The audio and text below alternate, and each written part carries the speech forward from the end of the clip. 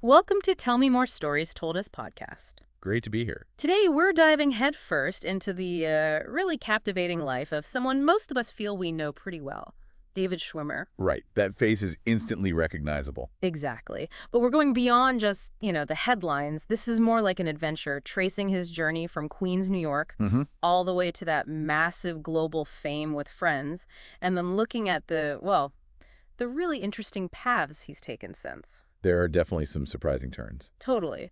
So our mission today is basically to unpack the most compelling bits of his life and career.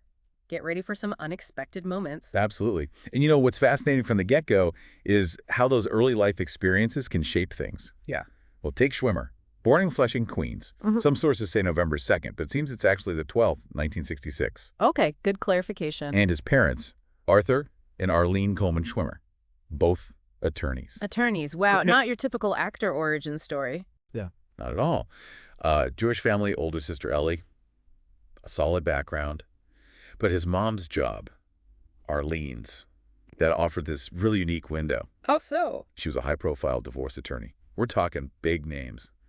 Elizabeth Taylor, Rod Stewart. Wait, really? Elizabeth Taylor, Rod Stewart? So you have to imagine, young David may be overhearing snippets of these high-stakes celebrity dramas. Wow, that's definitely not average dinner table conversation. Talk about early exposure to drama. Right, even if it was offstage drama.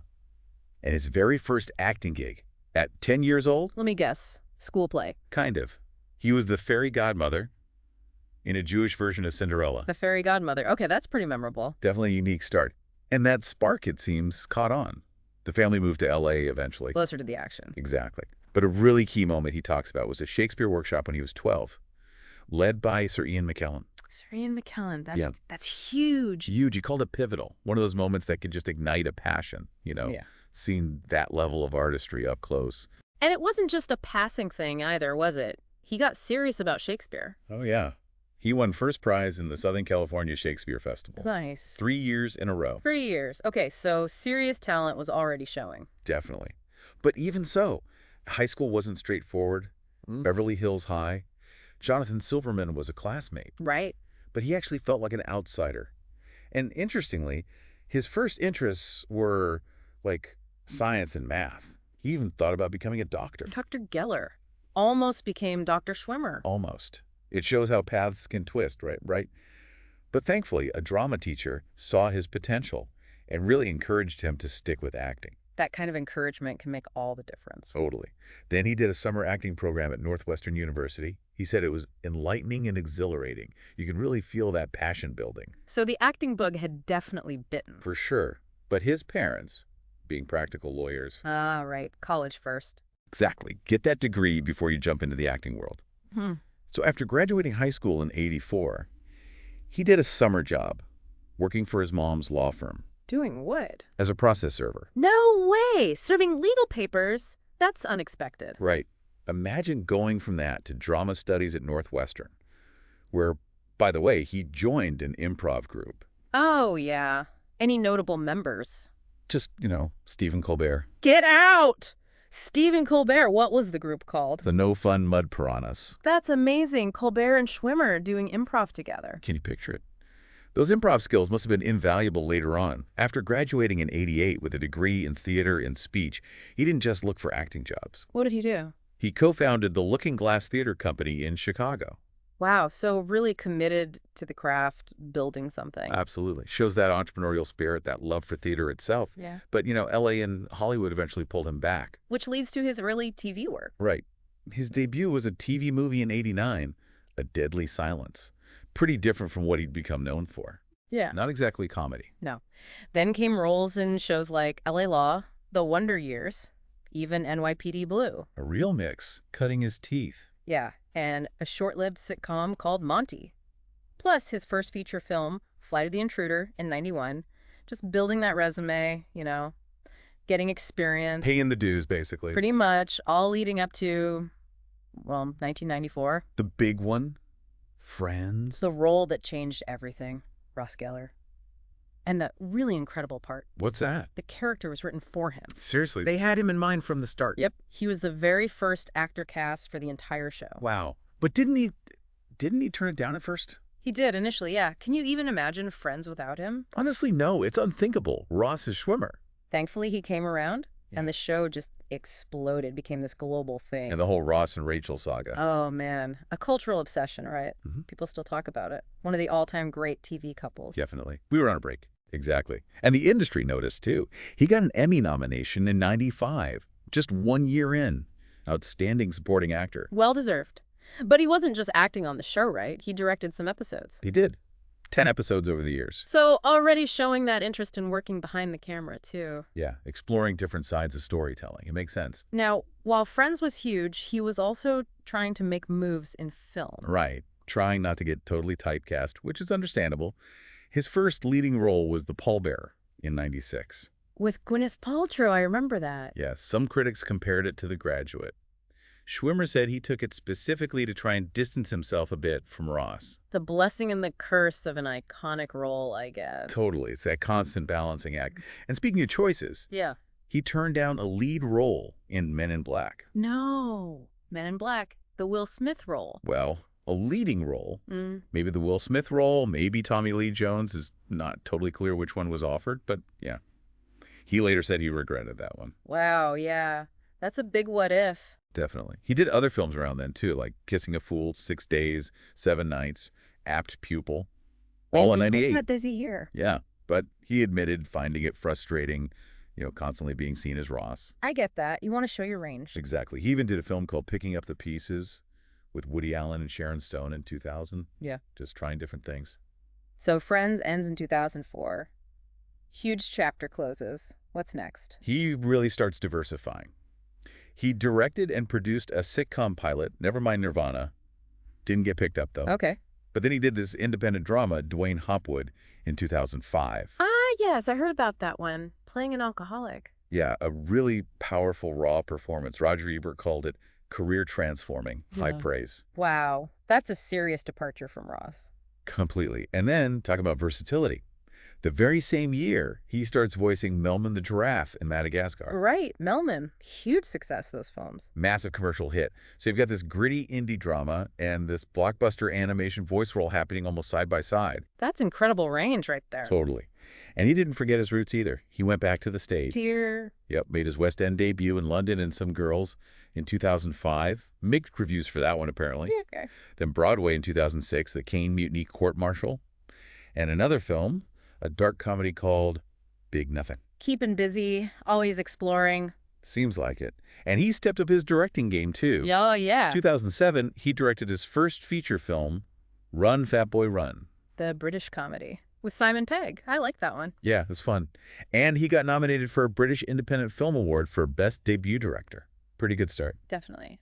Anything else that year? Yeah, he had that funny guest spot on Dirty Rock as Greenzo. Oh, Green Zone. That was hilarious. Saving the world one quinoa salad at a time. Something like that. Mm-hmm. Then more directing Little Britain USA segments, an off-Broadway play called Fault Lines in 2008, plus more acting in Nothing But the Truth. And, of course, more Melman and Madagascar, too. He was really juggling a lot of different projects. Seems like it. Directing films, TV, theater, acting on stage and screen, voicing cartoons. And speaking of theater, he did Our Town in Chicago in 2009, right? Got good reviews for that. He did, yeah. Went back to his Lookingglass Theatre roots, in a way, always keeping that connection. Played himself in Entourage that year, too. Yeah, right. And then directed his second feature, Trust, in 2010. Trust. That was a much more serious film, wasn't it? Very. Starring Clive Owen, Catherine Keener. Yeah. Dealt with online predators and grooming. Really tough subject matter. Yeah, quite a shift from Run Fatboy Run. Showed a different side of his directing. Absolutely. Tackling important, relevant issues. You know, this seems like a good moment while we're talking about all these diverse projects, just to remind everyone listening. If you're enjoying this deep dive into David Schwimmer's career and you don't want to miss our future explorations, definitely hit that subscribe button for Tell Me More. Good call. Lots more stories to tell. Okay, so post-Trust, the versatility continues. What else stands out? Well, more TV guest spots like Come Fly With Me in the UK. More Melman, naturally, in Madagascar 3. Of course. Got to keep Melman going. Then the Iceman movie in 2013, another ABC pilot called Irreversible that didn't quite take off. Right. But then came 2016, a big year for him on TV again. The People of O.J. Simpson. Exactly. playing Robert Kardashian. He was fantastic in that. Really transformative. Totally agree. Earned him another Emmy nomination. Showed audiences a whole different dramatic capability. It really did. What else around that time? He starred in an AMC drama, Feed the Beast, though that didn't last long. Ventured into audio with the Homecoming series. Oh, the podcast. Yeah, the original scripted audio series. And he got involved in adapting some films about sexual harassment, highlighting that social awareness again. Good for him. Then from 2020, he starred in that British sitcom, Intelligence. Right, with Nick Mohammed. More comedy. Yep. And did CBeebies Bedtime Stories. Became the face of TSB Bank in the UK. Huh, really? From Ross Geller to bank spokesperson. Shows the journey, right? And appeared in that documentary, Jews Don't Count, discussing identity. Interesting. And what's coming up? Looks like horror. He's set to star in Season 2 of the Goosebumps anthology series, starting January 2025. Wow, adding horror to the list. He's really covered almost every genre. Pretty much. It's a seriously diverse career arc. Let's touch briefly on his personal life. We know about the Friends fame. Did that impact things? Well, he dated Natalie Imbruglia back in the late 90s. Oh, yeah, I remember that. And he's admitted having crushes on Jennifer Aniston early on in Friends. Who didn't? Fair point. He married British artist Zoe Buckman in 2010. You have a daughter, Cleo, born in 2011. Right. They divorced in 2017, but seemed to co-parent really amicably, which is great. Good to hear. Where does he mostly live now? Primarily in the East Village in Manhattan. And there was that defamation lawsuit back in 2006 he won against a fundraiser. Right, I vaguely recall that. But beyond the headlines, he's also really active with important causes. He's a director for the Rape Treatment Center in Santa Monica. Been involved for years. Campaigns against date rape drugs. That's incredibly important work. Definitely. And he used his film Trust to raise awareness, too, letting a charity screen it for World Day for Prevention of Child Abuse. Using his platform for good. Seems so. He's also signed letters about the Israeli hostage situation and spoken out against anti-Semitism in Hollywood, sticking to his principles. It's admirable when people use their visibility like that. Absolutely. Okay, before we wrap up, that fun fact, the really unique situation tying back to his mom. Ah, yes. The Rod Stewart connection. So his mom represented Rod Stewart in his divorce. Right. And the twist is, remember, Schwimmer worked briefly as a process server for her firm? Yeah? Well, some sources suggest that one of the papers he served might have actually been part of what triggered Rod Stewart's divorce from Kelly Emberg. No way. So young David Schwimmer, process server, might have inadvertently kicked off Rod Stewart's divorce proceedings. It's a bizarre theory, but it's out there. Talk about a strange 6 degrees of separation kind of moment, connecting his early life to celebrity drama in a way he probably never imagined. That is absolutely wild. What a story. Isn't it? Just one of those weird, unpredictable life things. So looking back at everything, David Schwimmer's journey, it really is a story of adaptability, wouldn't you say? Definitely. From feeling like an outsider to becoming this global icon. Like Ross. As Ross, yeah. But then not stopping there. Moving into directing, theater, tackling all these incredibly different roles, it shows real passion and commitment. It feels like the bigger picture is about not being defined by just one thing, even if that one thing is massive, like Friends. Exactly. It's about that constant growth, taking risks, exploring different creative avenues. That seems to be the key to his longevity in his varied career. So thinking about this whole deep dive, what stands out most to you? And for everyone listening, what other stories, what other careers grab your interest? Let us know. Yeah, we'd love to hear. And maybe a final thought to leave you with. Considering Schwimmer's path, how much does that experience of massive early fame for one specific character influence everything that comes after? That's a great question. What are the unique challenges and opportunities that come from trying to navigate a career beyond something as iconic as Ross Geller? Something to chew on. Definitely food for thought. Well, thank you for joining us for this exploration on Tell Me More Stories Told Us podcast. Been a pleasure. We look forward to our next adventure together. Don't forget to subscribe.